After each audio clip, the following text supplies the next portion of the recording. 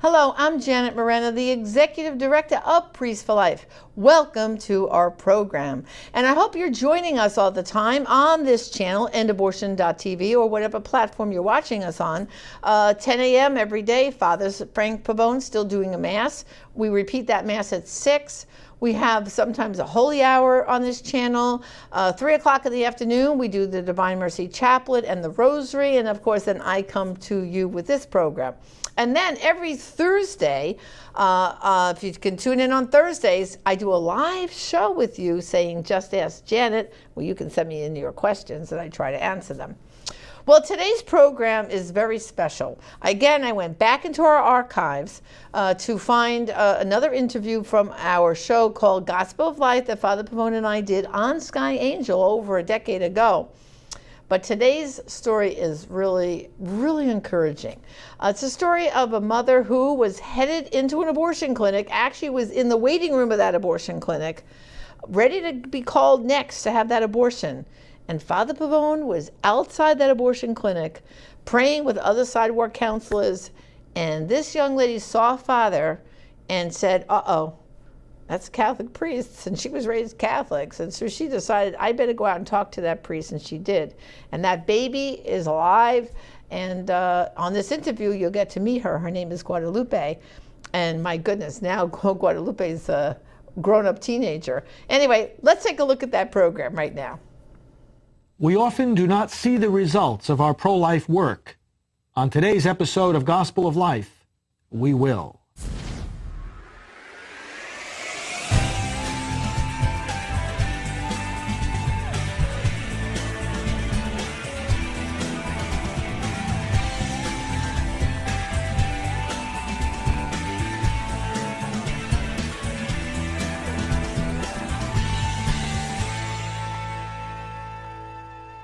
Hello, I'm Reverend Frank Pavone, Director of Gospel of Life Ministries. Welcome to our program.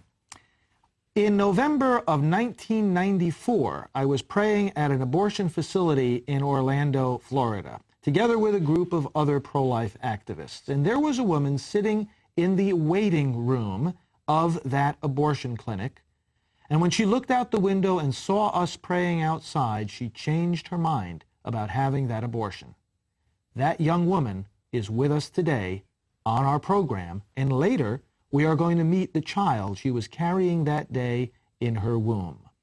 I'm joined by Helene Dennis from Orlando. Good to be with you again. You too. And of course with Janet Moreno, our Associate Director. Nice to be with you, Paul. Helene, let's go back to that day when we first met and tell us what your experience was, how you ended up in that abortion clinic. Well, I was a single mom. I had my son Christopher, and I became pregnant with Lupe. And pretty much everybody, friends, family of her biological father, told me that I couldn't have this baby, that there was no way I was a single mom already, and that it would make my life a lot harder to have two children and still be single. And they kept trying to convince me, and eventually convinced me to go to the abortion clinic. So it was not an idea that you came up with yourself? Well, no, I didn't come up with the idea of going to the abortion clinic. That was his family, and of course my friends at that time. They kept insisting. I was brought up Catholic my whole life, so I knew that it was wrong to do something like that. And being brought up in a Catholic family with Catholic traditions and going to a Catholic school all my life, but at that point I had not said anything to my family. So they're very pro-choice, and they felt that, me having a baby at that time wasn't appropriate or good for me. So you're saying basically is your family, like your mom and dad, Yes. they didn't even know you were pregnant. No. But it's the biological father family that was pro-choice. Yes, it Because was I think pro-choice. if your mom and family known, they probably would have helped you, though, had they known. I was scared. You were afraid to tell them, which, so many girls are are exactly in that position you were in. They're afraid to tell their parents. They're afraid. They're afraid because, you're in a situation where you have a child. I had a child myself. And then, again, to have another child to go through that same situation again, it was a lot to handle. And with them being in my life at that time, they were my major influence. Meaning the biological Yeah, father. the biological. They were the yeah. ones who were pushing and impressing. Yes, you. they kept insisting that there was nothing wrong with having an that it was a abortion. woman's choice, and that this baby would wreck my life. That the baby would not be good for me. It would be a bad choice to have You it. went into that abortion facility. What was it like when you went in? Oh, it was sad. The atmosphere. I mean, as soon as you walk in, it's just full of sadness. Everybody was sad. Everybody that was there. I did not see not one person smile. It looked like it didn't even look like a clinic. When you walk in, it's an office, and they take down your name. Then you walk in the back, and they do a blood test. They don't tell you anything. They pretty much tell you how much it is. And when you walk in the back, you'll see rows of chairs lined up where the women sit with their gowns waiting for the next person to come in. So now you didn't receive any counseling or any offer of, They said they would. but you didn't receive any. No, none at all. They just wanted to know how, if I had the money. Kept on insisting, do you have the money? And I said, yes, I do. And like I said, they took a little bit of blood. And So you were waiting at that point, about to go into the procedure room when you looked out the window. Well, I was waiting to put on my robe, because what they do is they give you a robe, the gown, and then you walk into the room where they have all the chairs. Right. And then you sit there and you wait for them to call you into the room to have the procedure done. So that's the point at which you had arrived. Yeah, I was at. were I had waiting. went to the bathroom. I was very nervous, Right. because I knew the whole time I was there. I had a sense. It's just a feeling in there. I mean, you can't explain it. It's just sad. I shouldn't be doing this. and Yes, This is wrong, but I feel forced anyway. So at Yeah. any moment, your name could have been called. Yes. And also, tell us what happened next then. Well, they told me to go sit out in the lot, like the waiting room, and I looked out the window. I just wanted to look out the window. I look out the window and I see you there. Like I said, with my upbringing, when you see a priest, it's very respectful. You have to be very respectful. And I knew that was my sign. I knew that, oh my God, these people out here praying. Yes, yes. And I said, well, let me go outside and smoke a cigarette. But that was my excuse to just go outside. And as soon as I went outside, you came with open hands. And like I told you before, you saved me. You saved me and my child. There were various people there that day, pro-life people. It wasn't a very large group, really. It was a small group of Yes. people. There were some sidewalk counselors, and there were some conversations between you and a number of us. And tell us how that made you feel. It made me feel like I had hope. Before I went in there, I didn't have any hope.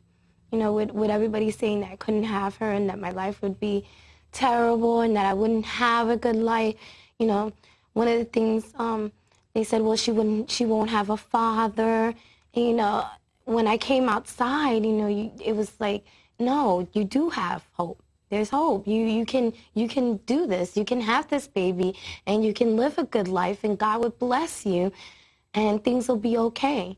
So they were there right there on the street, then offering you, Helene, Yes. practical help. They, Yes.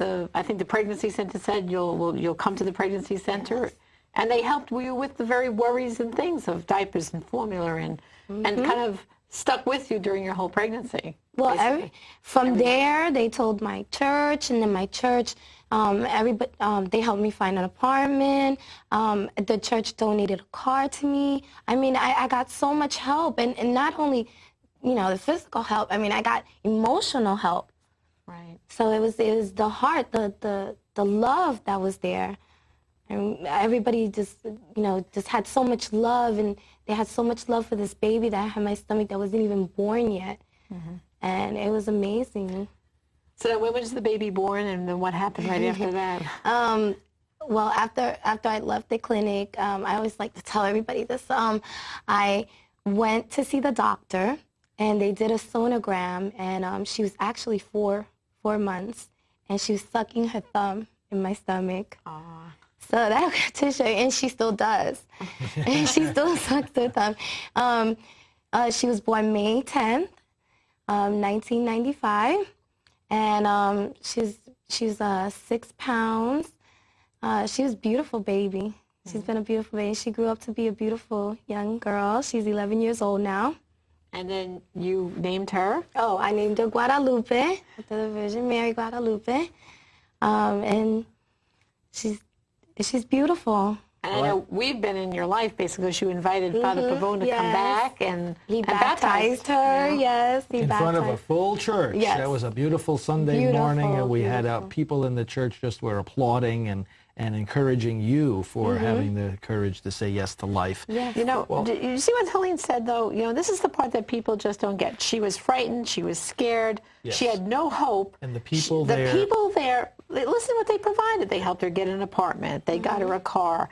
All her worries, all her needs were just lifted they up gave for her her. hope. They Yes, gave her that hope, but a real hope. And then they were there for emotional support through the whole time. Yes. So And to this day. to this day. Well, I think our viewers by now want to meet Guadalupe. So why don't we take a little break, and when we come back from the break, brothers and sisters, you'll meet the little girl who was almost aborted. Stay with us. I want to be a fireman when I grow up. I want to be a teacher. I want to be president of the United States. I want to find a cure for cancer. The choice to have an abortion alters the course of the future. Please remember, where there's life, there's hope. A message from Priests for Life.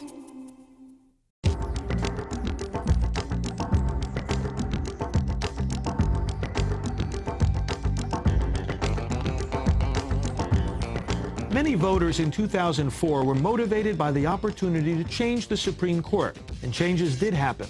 This year's election provides the same opportunity to change it even more. The makeup of the Senate will determine what direction those changes will go. Consider the court and cast your vote. This is Father Frank Pavone. Welcome back. I would now like to introduce you to Guadalupe Lovera, who was in her mother's womb in November of 1994. Helene, with whom we just spoke, was in that abortion clinic waiting room. She changed her mind. She walked outside, and 6 months later gave birth to Guadalupe. Well, Guadalupe, welcome. Thank you. We just heard a powerful story from your mom, and of course you know that story now. What do you think? Well, I think that I'm blessed. And because my mom didn't do it and she saw you out there, and she went out there and she didn't do it. And all those other people that were praying out there were praying for you. And they were there for you. And how did you and Mommy first talk about this when she was telling you what happened? Well, I remember I was in school and somebody told me that my dad, well, I didn't know that he wasn't my biological father. Right. Somebody told me that he wasn't. I'm like, okay. So I went to my mom and I asked my mom, I said, Mom, is Daddy my real father? And she said, well, see, no. And then she told me about the story and stuff. Yes. But I didn't have no encouraging feeling because I never knew my real father. He didn't take care of me. For all I know is that the father that I have right now is my real father. Mm-hmm. Wow. I know, it's incredible. I'm sure our viewers are very happy to see you right now because they also think of many other children that have been saved from right. abortion. You know, Guadalupe, I heard that you now have had the courage, you know, because so many girls out there find out they're pregnant and they're not married and they're afraid and they go to an abortion clinic, right, or they think about having an abortion. And I heard you recently heard of a neighbor or a friend or somebody who was pregnant and quite pregnant and several months pregnant and was considering abortion. You want to tell us what you did? Well, I told her because I'm like, you know, everybody knows me on the block. So I told her, you know, why'd you have this abortion? And she already had kids, and the kids were looking forward to have another brother or sister or something like that. Mm-hmm. So I said, why would you have a baby? Why would you get an abortion with the baby? Because, you know, it's, even if it doesn't have hands or a foot or anything, it's still a baby. And I told her not to. because if my mom would have had an abortion right with me, then I wouldn't be here, and my dad wouldn't be with my mom. So, you know, that's what I told her and stuff. And what did she decide to do? She didn't have it. Now the baby is, I think, not sure how many months. So the but baby it's was a baby. born safely. Isn't that great? Thanks to, so now you were saved by Father Pavone and the people that were out on the sidewalk, and now this little baby is saved because of Guadalupe. So the good pro-life work is continuing, isn't it? Let's talk a little bit more about the meaning of your name. How did you choose Guadalupe? Well, because they was praying to the Virgin of Guadalupe outside. You all were, and I figured it. You know, you saved my life in lupus, so I named her after her. Yes, Now and her she is. name reflects her story. Yes, because in that image of Our Lady of Guadalupe, she is pregnant. Yes. And so she is the patroness of the unborn and of the pro-life movement. And that's very, to very honor appropriate. Her name, Guadalupe. Yes.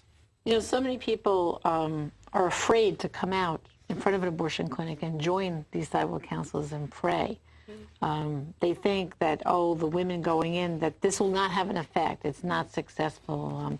What did you think when you were first approaching the clinic and you saw the people out there before going in? Did you see them before going in? And I saw a glimpse of the people that was, you know, pro-life, but pro-choice. They had us escort us through the back entrance. oh, so they were afraid escorts. that the pro-life would influence us, so they made us go through the back. I see. So, you So were I didn't basically even get a escort- chance to, I didn't get a chance to see the pro-lifers. See, they knew. Yeah, they And knew. they're right that it has an influence, as evidenced by what you It did. does. Yeah. Nobody wants to be there. Yeah. While I was there, everybody was sad. It was Yeah. not a happy face. You know, I'd like you, Helene, and then Guadalupe, to speak directly to our viewers and to give a message to them and to say to them what you are feeling, what you would like them to know, what you would like them to be encouraged about. So I'd like you to look right into that camera over there and just speak from your heart. To all those women out there that are thinking about having an abortion, you don't have to do it. There's people out there that want to help you have your baby. And to the pro-lifers out there praying in front of those clinics, what you're doing is working. Go out there, pray, encourage these women to leave those clinics and have their babies. Thank you. And Guadalupe, why don't you speak directly to our audience? I want to say thank you, everybody who helped my mom not have an abortion with me, because, you know, I love being here, love having brothers and stuff, and thank you. Yeah, thank you. Thank you for sharing your experience and your testimony. Now tell us what you want to be when you get bigger. I want to be a doctor, And what would you like to do as a doctor? help babies, you know. Wow. So you're going to have to go to a lot of school, but you do well in school, don't you? Yeah. What's your favorite subject? My favorite subject would be math. Oh, that was one. That was my favorite subject too in school. Math and algebra, calculus, geometry, trigonometry. Well, that's great. You know, there are many survivors, and we want to encourage people on this program who have a story like this, whose children were saved by abortion. Because over the decades, you know, the pro-life movement has turned away so many women from the abortion facilities. And we want to encourage them to do, Helene, what you have done, and that is to come forward and to share, to let us know the influence that has occurred in their lives. Because some of them have turned away from the abortion clinics and we didn't even see them that day, you know, and they went off and they had their babies. But it's time now to come forward and to share this good news. And we want to invite the survivors, those that know that they were saved from abortion, that they were almost aborted. We want them to come forward and to speak up too, because your voices and your faces are encouraging to everybody in this movement. So now you're going to continue helping out the pro-life movement, aren't you? What kind of things would you like to do? Well, I want to encourage these women not to walk into that clinic. I want them to know that there is hope out there, that, you know, this baby that they're carrying is not going to ruin their lives, that it's going to add to their life, like Lupe did to mine. If I wouldn't have had Lupe, I would not have a little girl. I would have all boys. So I am so glad that I had Lupe. She has been wonderful. Well, we're going to have you, we're going to give you opportunities to speak to people around different parts of the country and on other television and radio shows. So thank you both for coming on board and encouraging our viewers. And thanks, Janet, also. One of the most important things we can do in the pro-life movement is to pray. And one of the most popular pro-life prayer books is In the Palm of His Hand, written by Father Frank Pavone, National Director of Priests for Life. The revised version of this popular prayer book contains prayers and litanies that Father Frank has written to correspond to various liturgical seasons and feasts. You will also find pro-life reflections, a pro-life litany, pro-life prayers for Eucharistic adoration, and for prayer vigils at abortion mills, and much, much more. These devotional tools are great for personal, family, and parish use.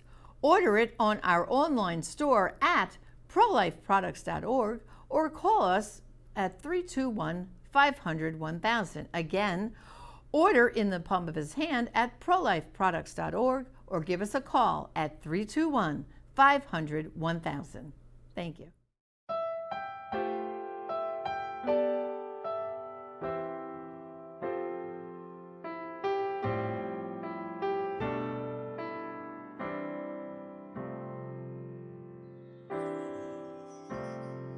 We will pray for the least of these, for the child in the womb. We fall down on our knees. We will pray for the least of these, to be loved and accepted, safe and protected. We will pray for the least of these.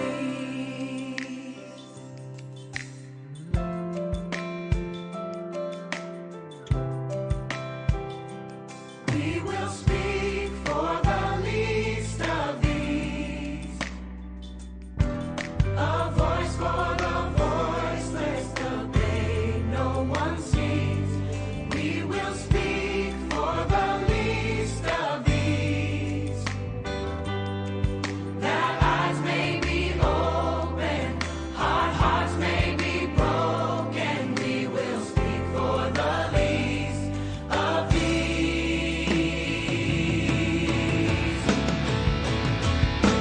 We will stand for the least of these. We will reach out our hands to their parents in need. We will stand for the least of these. Bring help to the helpless, hope to the hopeless. We will stand for the least of these, to be loved and accepted, safe and protected, that eyes may be open, hearts may be broken. We will stand for the least of these. We will stand for the least of these. Wow, wasn't that inspiring? And of course, you know, that little Guadalupe child, she has already saved another baby. And she one day hopes, and now she's a teenager, but she's hoping one day to actually become a pediatrician, she says. And Father Pavone and I still keep in touch with that family. They live in Florida.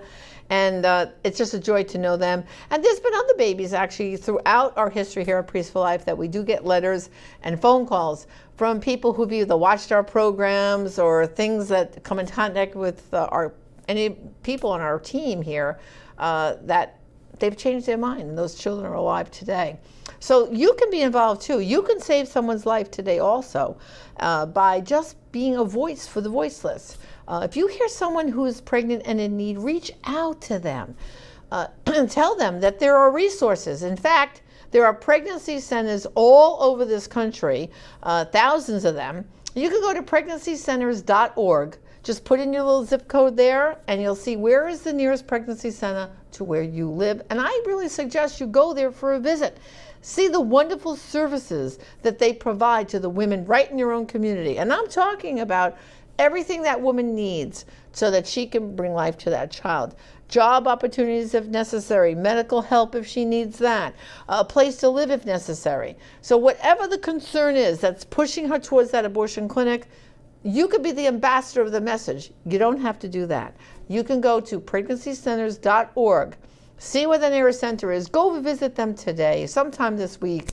Pregnancy centers have opened back up in most states, and they're there to reach out with real help for these women. So again, you can save someone's life today. Be involved. Don't forget to speak up. Remember, the pregnancy might be unexpected, but that baby is still a blessing and a gift from God. Thank you for joining us, and tune in again next time.